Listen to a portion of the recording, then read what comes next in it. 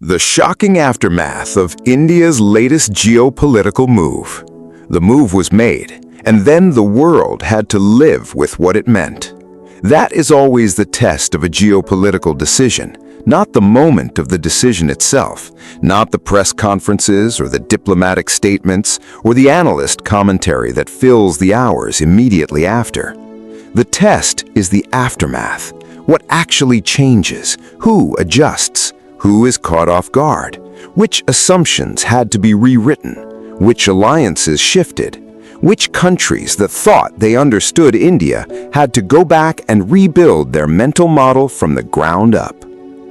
India has been making moves with increasing confidence and increasing consequence over the last decade.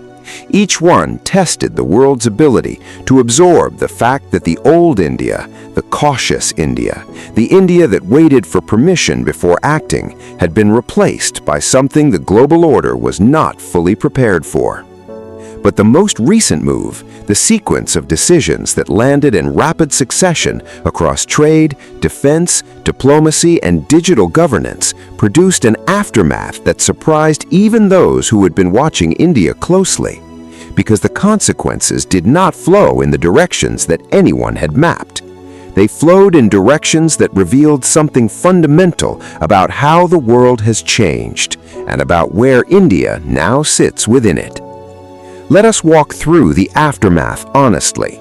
Let us follow the consequences to where they actually landed, and let us understand what it means that the world's response to India's geopolitical move looked nothing like it would have looked like 10 years ago.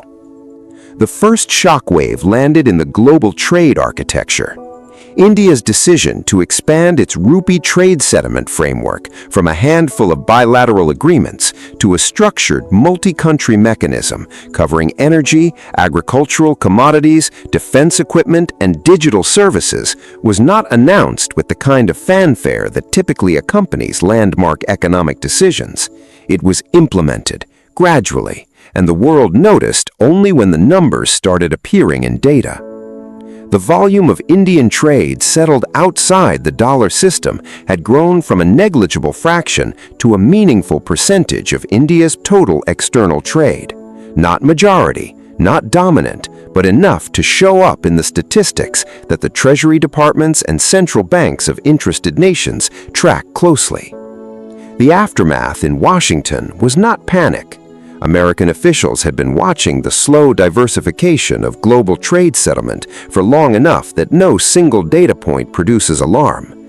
But the India numbers produced something adjacent to concern.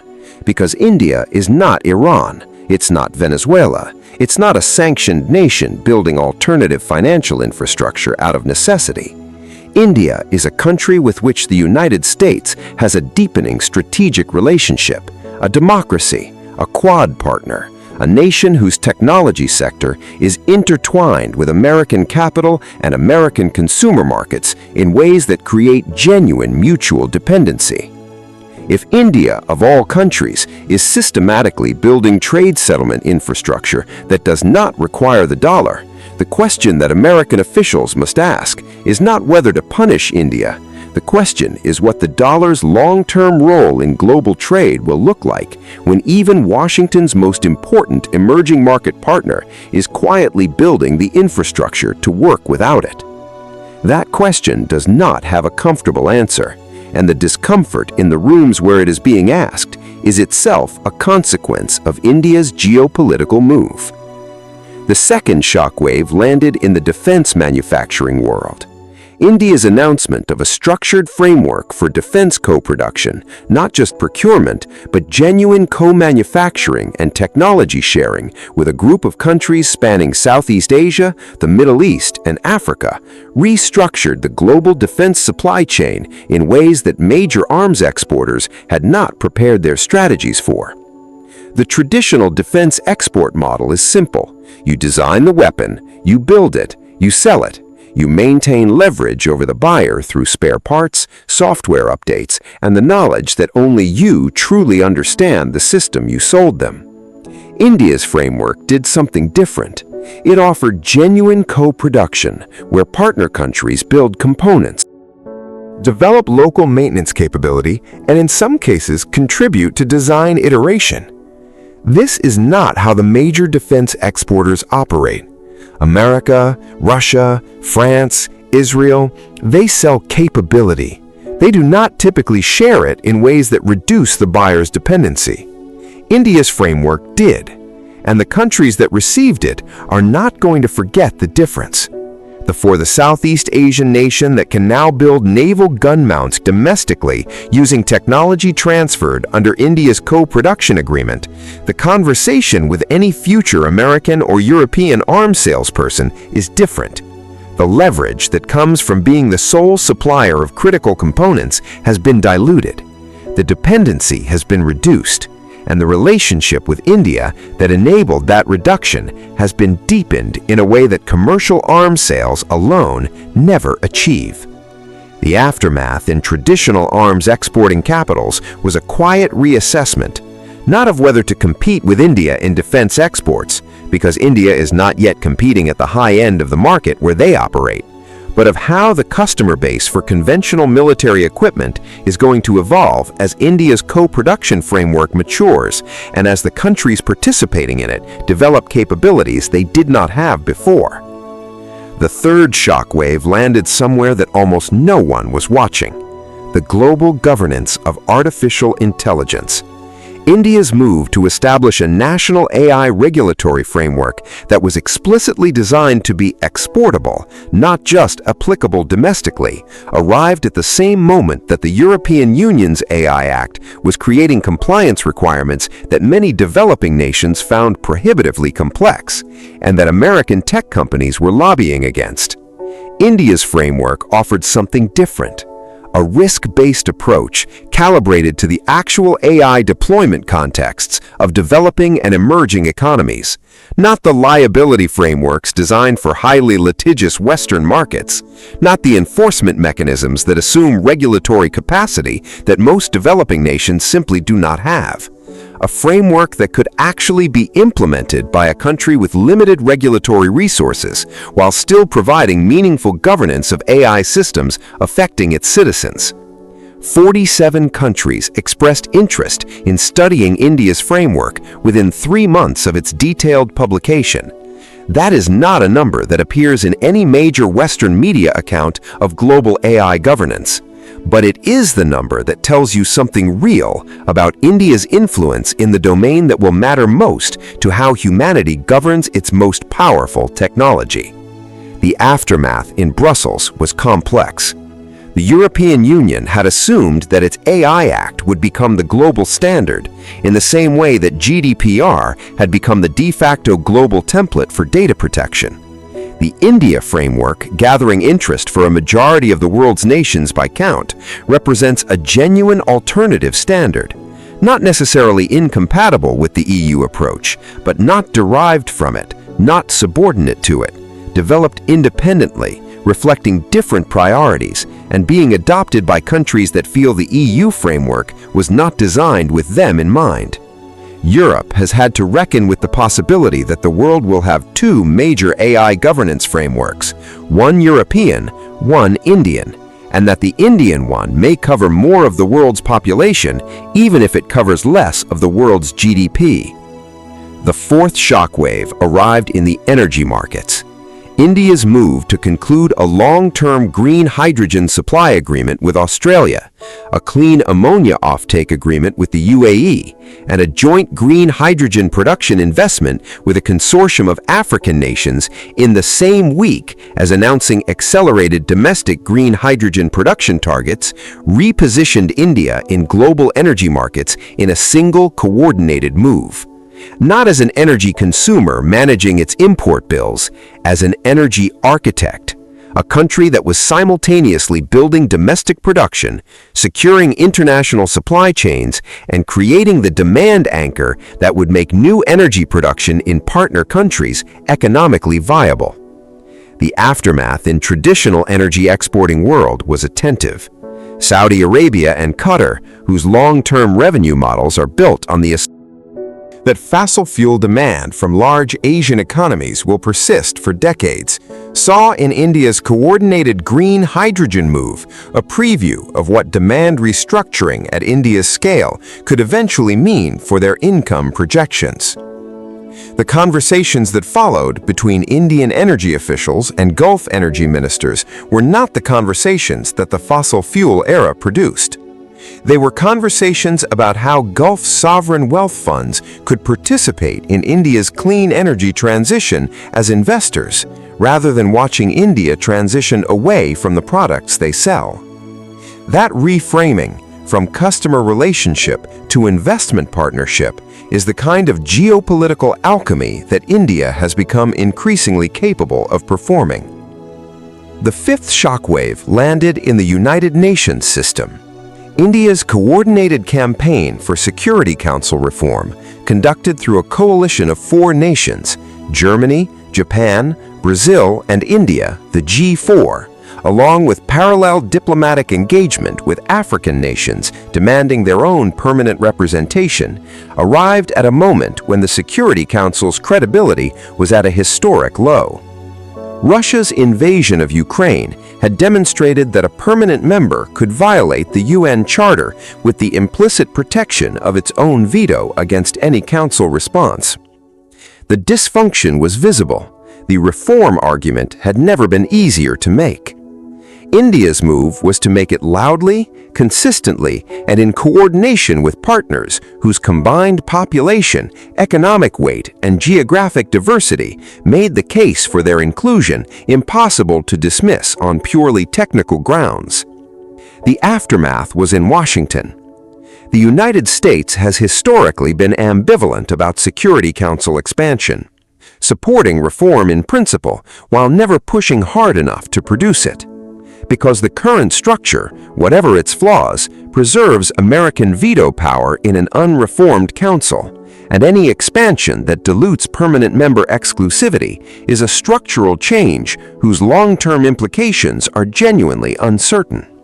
But India's campaign, backed by the credibility of a country whose strategic partnership Washington has been investing in heavily, forced a more serious engagement with the reform question.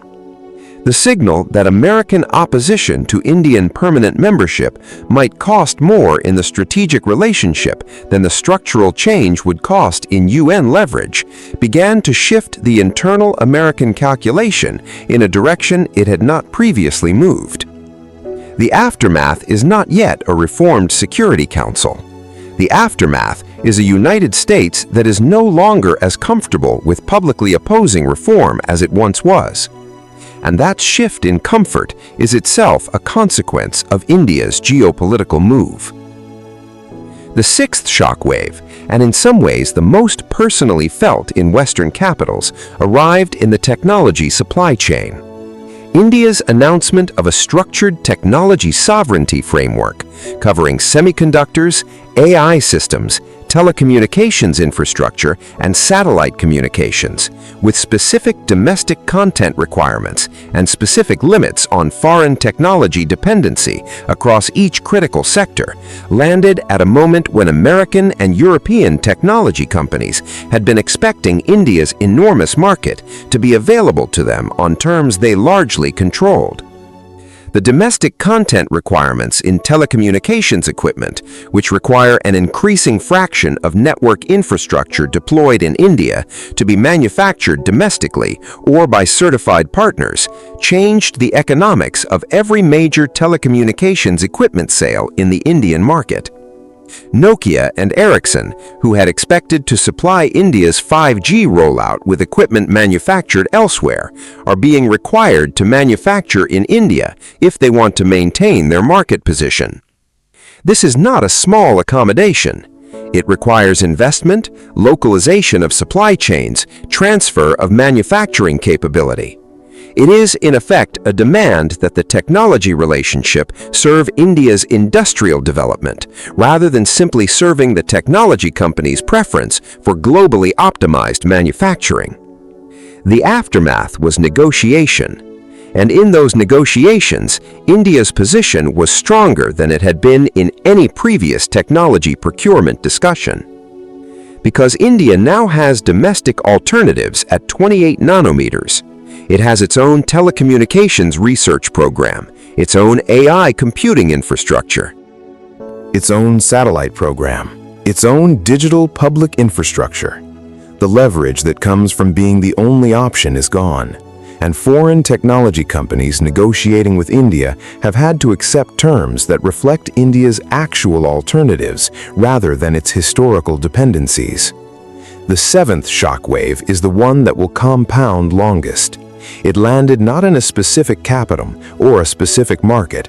It landed in the minds of the generation of leaders across the global south who have been watching India's moves and drawing their own conclusions. The conclusion is simple, and its implications are profound. A developing nation can stand up for itself and not be punished for it. A country that was poor within living memory can build the technology, the military capability, the diplomatic network, and the economic weight to engage the global order on equal terms. A democracy can grow this fast and this confidently without becoming authoritarian to do it. These conclusions, drawn from watching India and verified by India's experience, are reshaping how a generation of leaders across the global south are thinking about the choices available to them. Not the binary choice between Western alignment and Chinese partnership that defined the options of the previous decade. A third path, an Indian path that is not specifically Indian, but is informed by India's demonstration that the path is actually walkable. The aftermath of India's latest geopolitical move is not contained in any single domain. It is spreading through the global order the way all genuinely consequential moves spread. Not like a shockwave that peaks and dissipates, like a signal that changes the frequency at which everything else vibrates.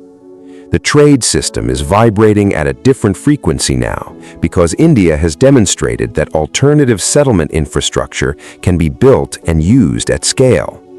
The defense market is vibrating at a different frequency because India has demonstrated that co-production rather than dependency is a viable offer.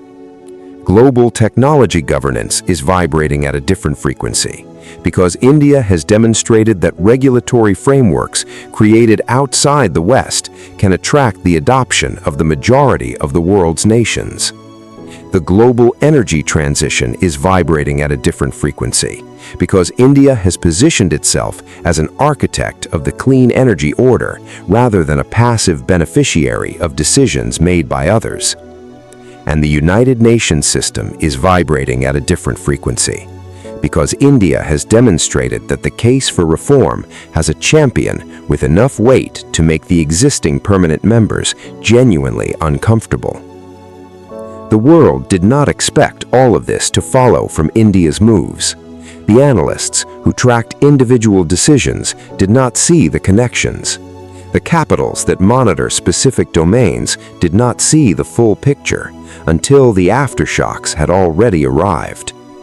And that is the most significant thing about the aftermath of India's latest geopolitical move.